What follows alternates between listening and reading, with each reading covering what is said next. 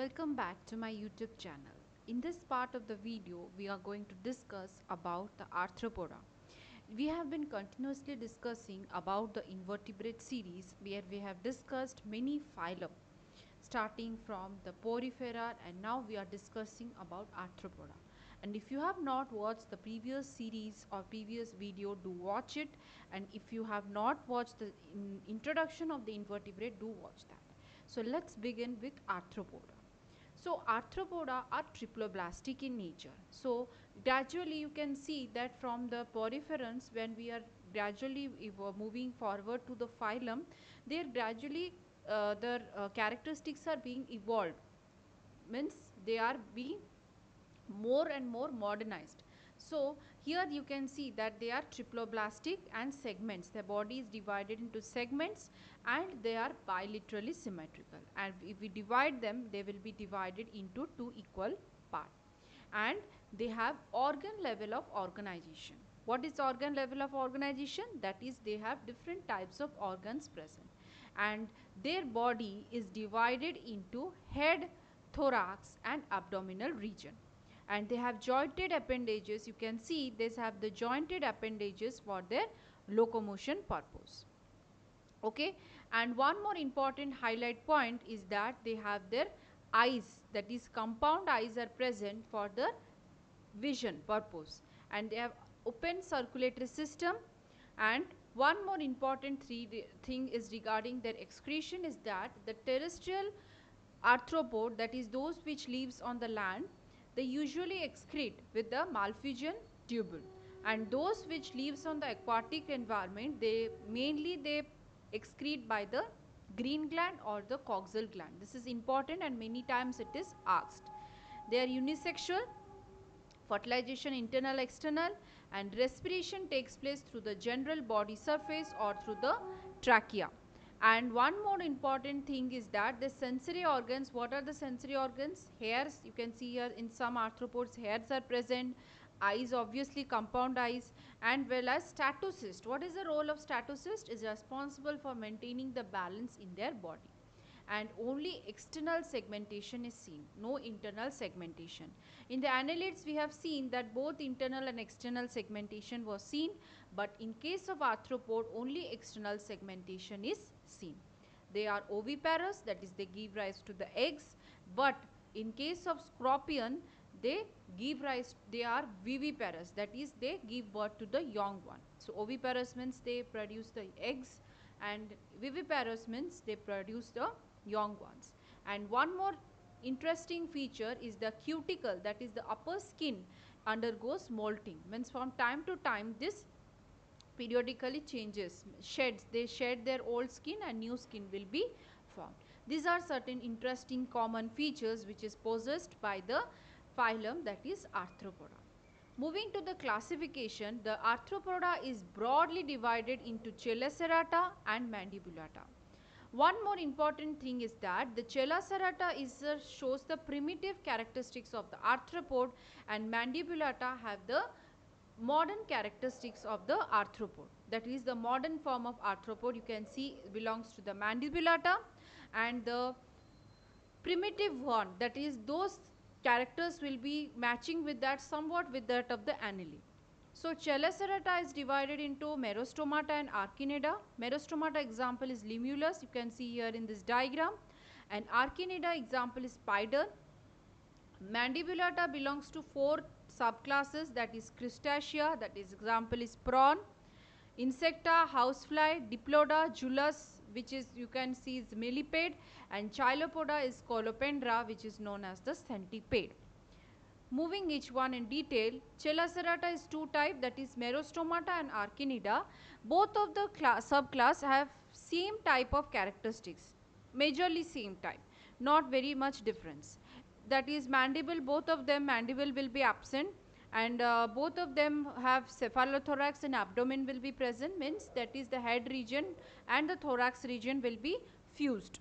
And they respire by the book gills, Merostomata, and this by the book lungs.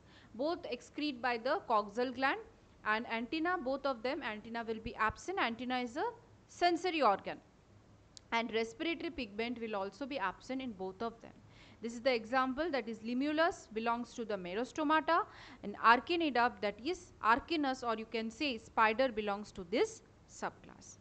Moving to the next, that is mandibulata, which is the, why they are called mandibulata? Because they have mandible, that is the mouth part is known as mandible. So belong, as they all of them belong, mandible is present, that's why they belong to the class that is mandibulata. So mandibulata is divided into 4 subclasses. First is crustacea. Let's check out some points. So they have mandible, as I have already told. Cephalothorax and abdomen will be present, means their head and the thorax region will be fused, so they are called cephalothorax. They respire by gills. In the previous you can see that they respire by the book gills and the lungs. Here also respiration takes place by the gills. And the excretion by the green gland, and here you can see 2 pair of antenna will be present, that is a sensory organ, and a respiratory pigment will be present known as hemocyanin. In this class mandibulata, only crustacea has the respiratory pigment. No other subclass will be having the respiratory pigment, as you can see here. And in all the classes, in all the 4 classes, subclasses, mandible will be present, and in case of insecta, diploda and chelopoda, head, proper head, thorax and abdomen will be separated out, and all of them 3 will respire through the normal trachea, and malphizian tubule is their excretory substance, and they will be having their 1 pair of antenna as a sensory, and they will not be having any respiratory pigment. So majorly these 3 classes are the subclasses, are the modern characteristics of the arthropoda. So all of them are similar. Example of the crustacea is prawn, insecta is housefly, diploda is Julius, and chilopoda is Colopendra. Then certain common names which are mostly asked in exams, that is, what is limulus called? They are known as the king crab. This is the limulus, is known as king crab. Then palaeomus is the scorpion. Okay, this is the palaeomus, that is the scorpion. And arnius, that is belongs to the archinida family, spider. Then this is the hermit crab, that is known as the Euophagus, and this is the Daphnia, which is water flea, and it belongs to the which class? That is merostomata. Merostomata, it belongs to the Daphnia class. So these are certain common names. Apart from that, the insecta, which you have seen here in the mandibulata, insecta is also divided into many suborder. So what are they and what are the examples, only we will study, because they are mainly asked in the exam in the match the following, and 1 mark MCQ it will be asked that which example will be given and they belong to which order.